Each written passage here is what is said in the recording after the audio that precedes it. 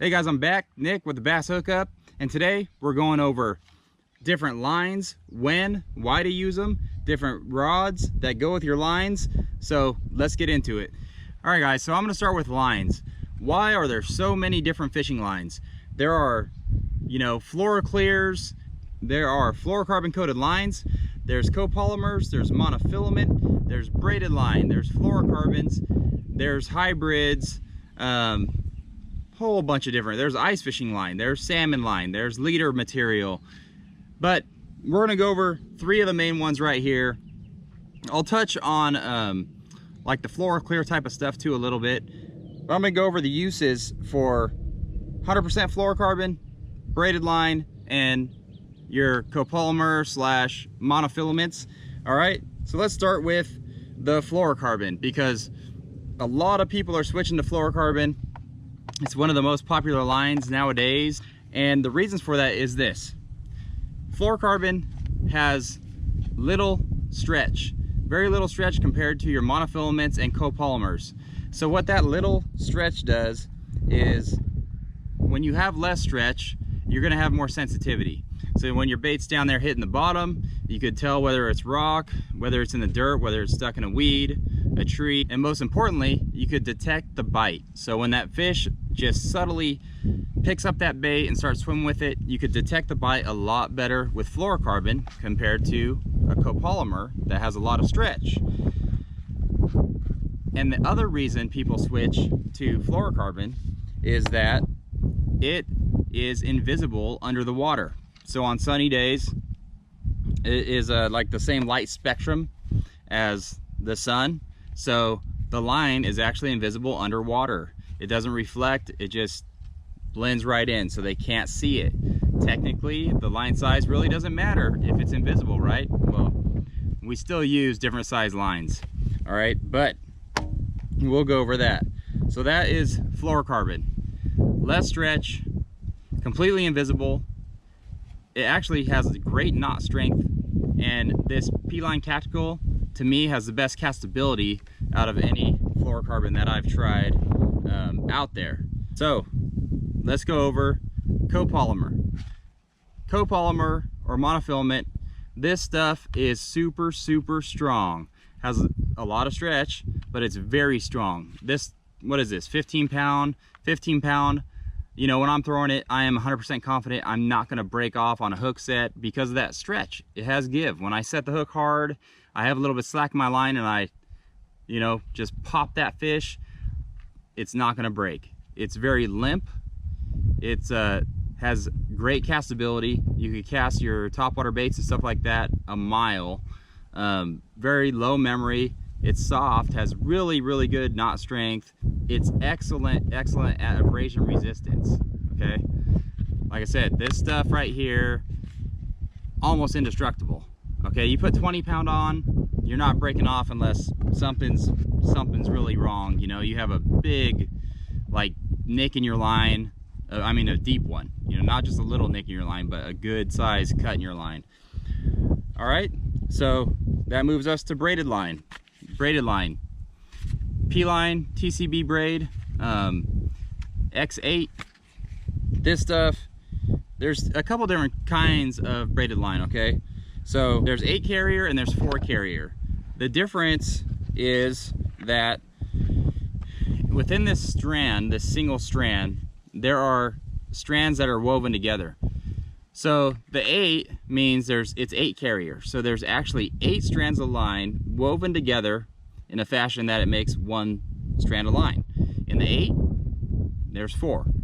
Okay, so the 4 is gonna be rougher because there's less strands. The strands are a little bigger to make this same diameter for the pound test that it is. The 8's smoother, okay? So the 4, when it's coming through your line guides and stuff like that, it's gonna make more noise because it is a little rougher. You could actually feel it with your fingers. The 8's quieter coming through your line guides. Or, for that matter, weeds. Say punching and you're going up and down through the hyacinth, the 8 carrier is gonna be quieter when it's rubbing on that hyacinth, periwinkle, whatever type of weeds, tule it is. You're not gonna hear it, the fish aren't gonna hear it or feel the vibration as much, okay? This stuff, ultra smooth, super high strength. So Really the claim to fame on the braided lines is that zero stretch, and very, very small diameter compared to the strength. So this 65-pound braid, actually this is 80-pound braid. This 80-pound braid's probably comparable to 17 or 20-pound monofilament, maybe even less.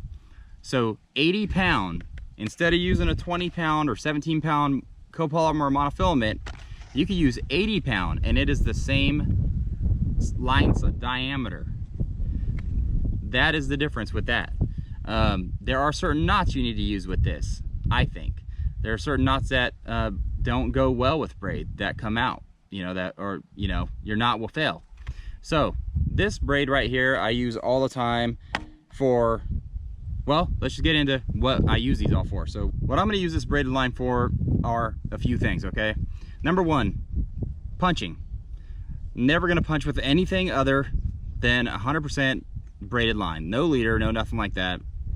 I'm going through thick weeds. The bass are not going to be able to see this line. They're in the weeds already. Most of the time it's a reaction thing. You flip in there and they hit it on the fall.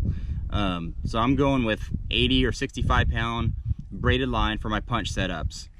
The other thing is frogs. If you're throwing a frog, you need to be throwing it on braided line. Some people throw a frog on 80. I throw on 65. Some people throw it on 50. But the sweet spot for me really is 65-pound. I'll throw my frog 100% of the time, 65-pound braided line. The other thing that the braided line is good for is if you're a guy that likes to use really soft rods or fiberglass rods for cranking, for topwater, for chatterbaits. You could get really good action out of a chatterbait with braided line paired with a fiberglass rod, so a limp rod, and braided in a chatterbait. You could really feel that vibration. The fish, what it does is it allows the fish to have more time to suck that bait in. Instead of having a really stiff rod, with a really extra fast tip, so when that fish eats it, your rod tip you feel it immediately, and the fish also feels it. They have time to spit that thing out, or you're maybe short striking them, just barely hooking them or missing them. Then maybe go to a softer rod and you can throw it on braid. That bait's moving fast, again, probably through the weeds. It allows that fish to eat it. Your rod tip loads up, and then with that braid line, no stretch, you're gonna hook them good, and you're probably gonna hook them deeper than you normally would. Or maybe you were missing them, like I said. Applications for braided line. And a lot of people wanna throw braid to leader. You could do that. I really like to go with whatever line I'm using on my reel. Whatever is going in the water, I'll spool my reel up 100% with that. So whether it be braid, fluorocarbon, or monofilament. Me, I'm not a leader guy. I don't like to use leaders a lot. It's just another fail point in my opinion. So 100% line on my reels. Let's go to fluorocarbon. Fluorocarbon, another thing you gotta remember with fluorocarbon sinks. So the bait applications I'm gonna use with this, anything that's sinking. Crankbaits works great, chatterbaits, Senko, drop shot, jig, really anything you could use this with that you want to get down. If you want it to stay on top, then I would not use this. You're using a topwater bait like a popper, like a walk the dog type of bait, a wake bait. I'm not using fluorocarbon because it is going to make your bait sink and it's not going to work the same. So what do you guys think I use the copolymer for? Since I was just saying that this stuff makes your topwater sink, this stuff floats. So this stuff right here, I'm using it, pretty much all I use it for is topwater. So wake baits, sometimes I'll use it on big swim baits, the glide baits that I don't want to sink. I want to keep them up, keep them up in that 2 to 3 foot zone, slow them down. Heavy copolymer works great, but I use it a lot. Poppers, walk the dog type baits, wake baits, glide baits, that's about it. That's all I'm using this for right here. Okay, everything else is going to be fluorocarbon. Unless it's a punch or a frog, then I'm using straight braided line. All right, so that does it for the lines. So what about rods? Why do fishermen have a million rods? Is it necessary? And I know usually when you ask a bass fisherman, why do you have so many rods? They just say, well, I don't want to have to change my bait so often, you know. If I want to switch baits, I mean, that's part of it, but that is not the reason why you have so many rods.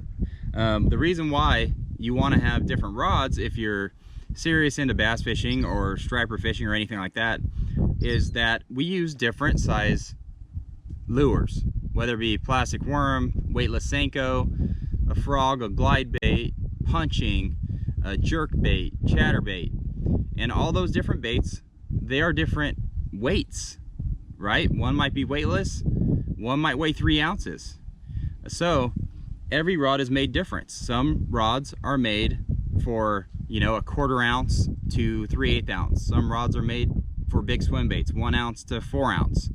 And they're made specifically for those baits so that you get the best castability and control of those baits with your rod.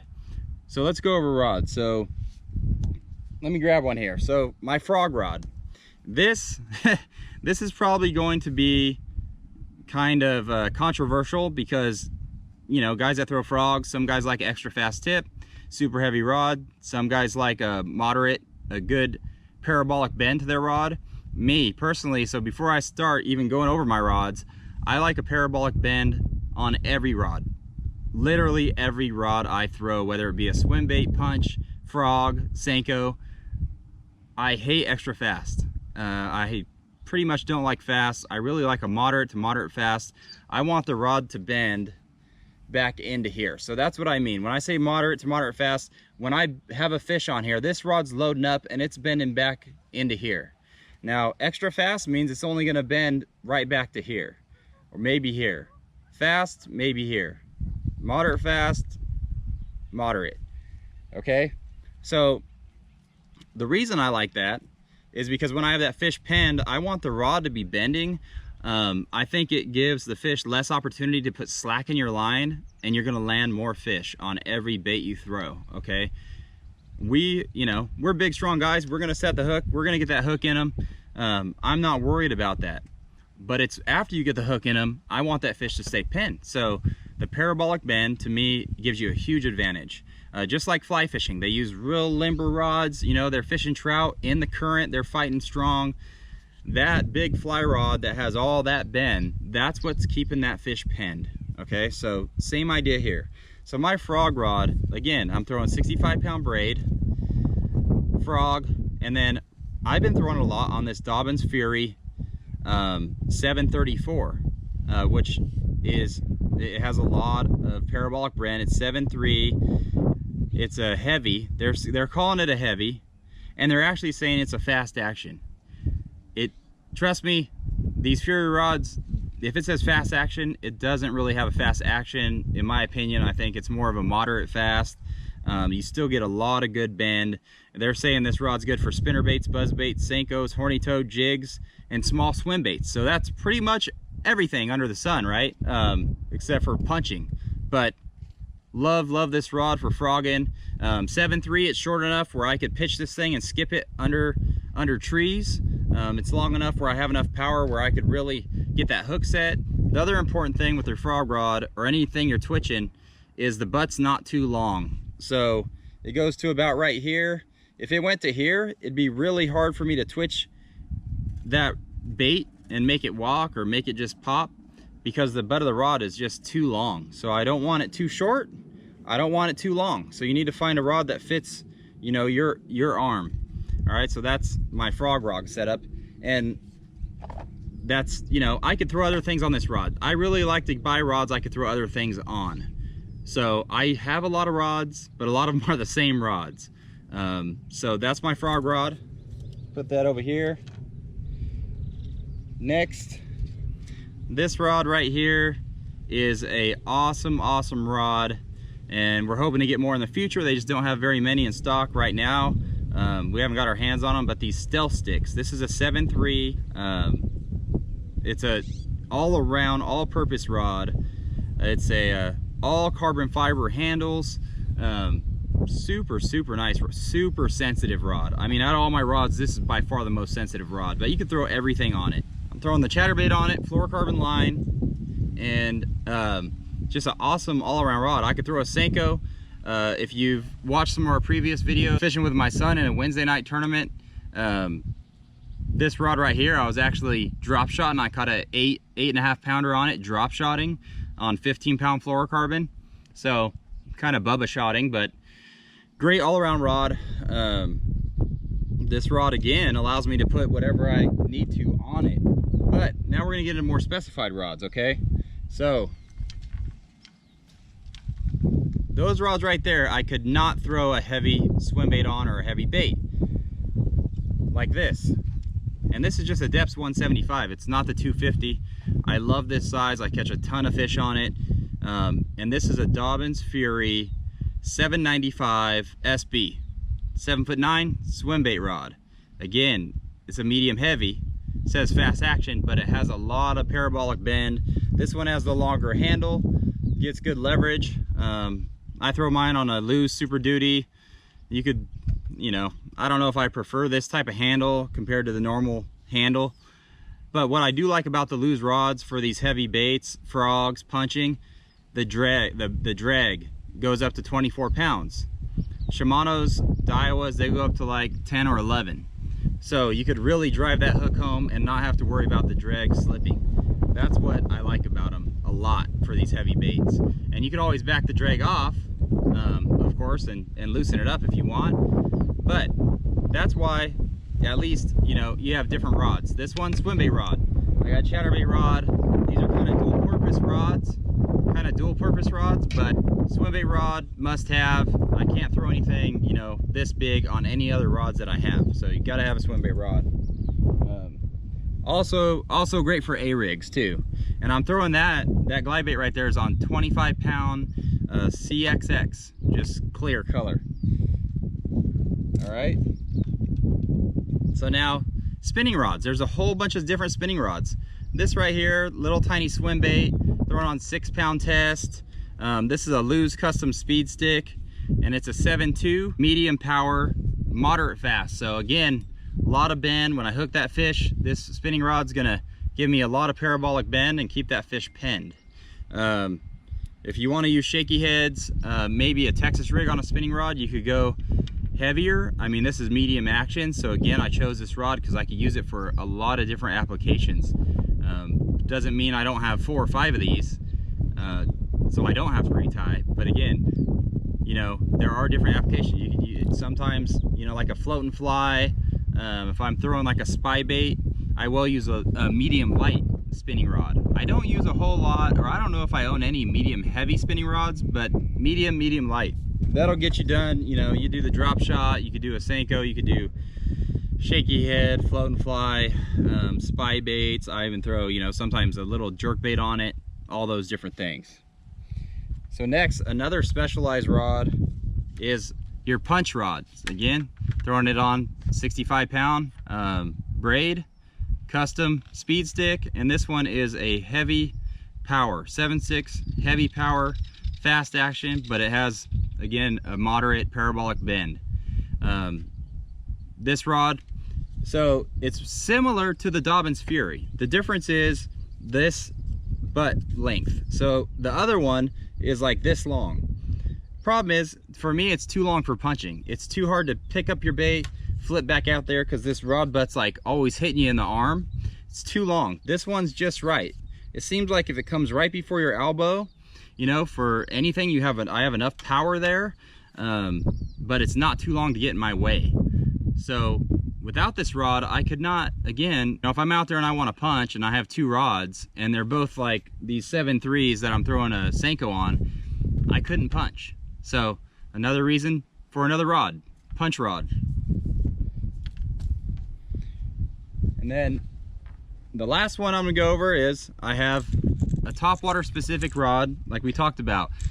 P-Line CXX, this is 20-pound test. I'm throwing this, and this is a light rod.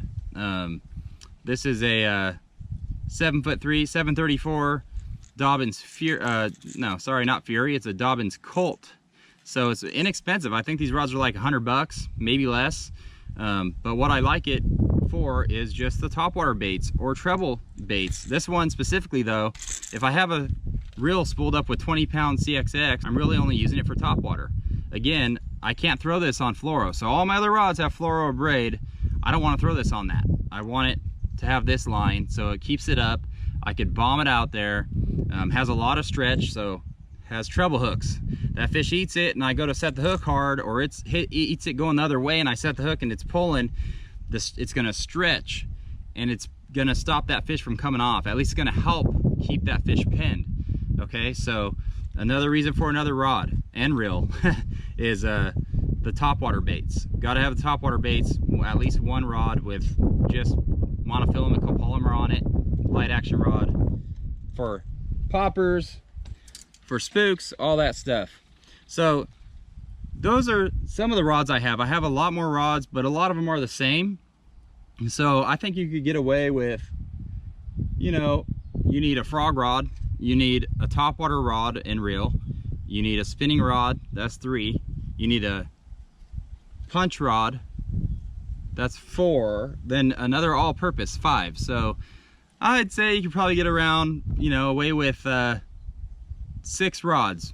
6 rods, you know, would be good. You're probably gonna be changing baits throughout the day, but hopefully that explains a little bit to you guys about line, and also about how I pair those baits up with the different rod actions. One thing I failed to mention is, you know, like I said, with these rod actions, those baits are different weights. If you try to use too heavy of a rod for too light of a bait, you're either gonna not be able to cast it very far at all, or you're gonna get real frustrated. You're gonna get a lot of backlashes because you're gonna try to chuck it and it's gonna be like a broomstick, and that light bait, like say a weightless Senko on my swim bait rod, I'd probably cast the thing about 2 feet. But the lighter the bait, the lighter action the rod, the heavier the bait, the heavier the rod you're gonna need. And when you look at Tackle Warehouse, you know, they have the charts and it'll show you, you know, what size bait that rod's made for. So if it's a 1/4 ounce to 1 ounce, it's gonna tell you, you know, so you pick your length, pick your action of rod, it's gonna tell you what size bait that rod was made for. Okay, so that's why we have all different rods, because let's face it, we have a million different baits. They're all different sizes.